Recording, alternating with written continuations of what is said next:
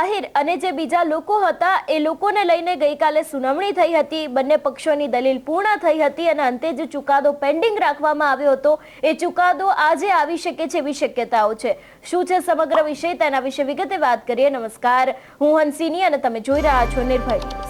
બગદાણાનો સૌથી ચર્ચિત કેસ એટલે કે જે નવનીત બાલધિયાનો સમગ્ર વિવાદ સામે આવ્યો હતો કે જેમાં કોળી સમાજના આગેવાન નવનીત બાલધિયા ઉપર જીવલેણ હુમલો થયો હતો। એ બાદ આપણે જોયું હતું કે નવનીત બાલધિયા દ્વારા આક્ષેપો છે તે સીધા ને સીધા જયરાજ આહિર ઉપર મૂકવામાં આવ્યા હતા। પરંતુ અત્યારે હાલ જે રીતે આપણે ગઈકાલે જોયું હતું કે જયરાજ આહિર સહિત જે બીજા લોકો છે એ લોકોએ પોતાની જામીન અરજી છે તે મહુવા કોર્ટની અંદર મૂકી હતી ને એને જ લઈને ગઈકાલે સુનાવણી હાથ ધરવામાં આવી હતી।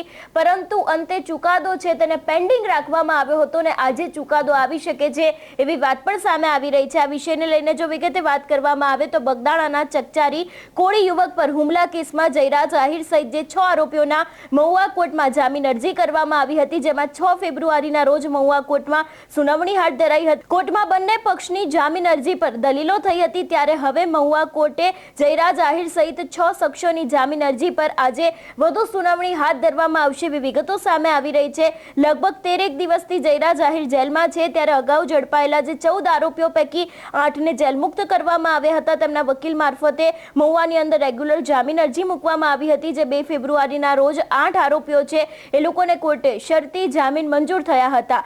ખાસ કરીને આપણે જોયું હતું કે લગભગ 6 જેટલા આરોપી એટલે કે જયરાજ આહિર છે, એ બાદ નાજુ કામડિયા છે, કાના કામડિયા છે, સંજય ચાવડા છે, દીનો ઉર્ફે દાદુ સોલંકી છે, અજય ઉર્ફે મોટો, મંજીભાઈ ભાલિયા મહુવા કોર્ટમાં તેના વકીલ મારફતે કરેલા જેલમુક્ત થવા માટેની જે જામીન અરજી છે તેની વધુ સુનાવણી આજે હાથ ધરવામાં આવશે એવી પણ વિગતો સામે આવી રહી છે। એટલે ગઈકાલે બંને પક્ષોની દલીલ છે તે પૂર્ણ થઈ હતી ને એ બાદ જે ચુકાદો છે તેને પેન્ડિંગ રાખવામાં આવ્યો હતો। એટલે આજે ચુકાદો આવી શકે છે એવી શક્યતાઓ લાગી રહી છે, કારણ કે આની પહેલા 8 જેટલા આરોપીઓ છે એ લોકોને જેલ મુક્તિ મળી હતી, એટલે કે તે લોકોના જામીન મંજૂર થઈ ગયા હતા। અને હવે આજે જોવાનું રહેશે કે જયરાજ આહિરને લઈને કયો ચુકાદો આવે છે। આ કેસને લઈને વાત કરવામાં આવે તો આપણે જોયું હતું કે કોળી સમાજના મોટા ભાગના આગેવાનો છે, સાંસદો છે, ધારાસભ્યો છે, દરેક લોકો સરકારને રજૂઆત કરવા માટે પહોંચ્યા હતા અને તે લોકો દ્વારા ક્યાંક ને ક્યાંક સરકારને રજૂઆત કરવામાં આવી હતી। એ બાદ એસઆઈટીની રચના કરવામાં આવી હતી।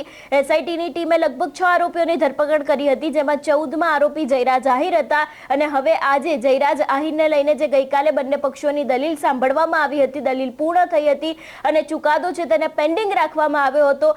એને જ લઈને હવે આજે જોવાનું રહેશે કે જયરાજ આહિર છે એમને જામીન મળે છે કે કેમ। આની પહેલા 8 આરોપીઓના જામીન મંજૂર થયા હતા। એટલે આ સમગ્ર વિવાદની અંદર લગભગ 8 આરોપીઓને જેલમુક્ત થવા માટે તેમના વકીલ મારફતે મહુવા કોર્ટમાં રેગ્યુલર જામીનની અરજી કરાઈ હતી, જેમાં સુનાવણીમાં 2 ફેબ્રુઆરીના રોજ મહુવા કોર્ટમાં હાથ ધરવામાં આવી હતી। જેમાં રાજુ ભમ્મર, વીરુ શૈડા, આતુ ભમ્મર, ભાવેશ શેલાણા, વિરેન્દ્ર પરમાર, પંકજ મેર, સની ઉર્ફે સતીશ વનાલિયા છે, ઉત્તમ બાંભણિયા છે, એ દરેક લોકો છે એ લોકોના જામીન મંજૂર થઈ ગયા હતા। અને હવે આ સમગ્ર કેસની અંદર જયરાજ આહિર સહિત જે બીજા લોકો છે એ લોકોની જામીન અરજી છે એ પણ હવે ટૂંક જ સમયમાં એને લઈને પણ ક્યાંક ને ક્યાંક અપડેટ આવી શકે છે એવી શક્યતાઓ લાગી રહી છે।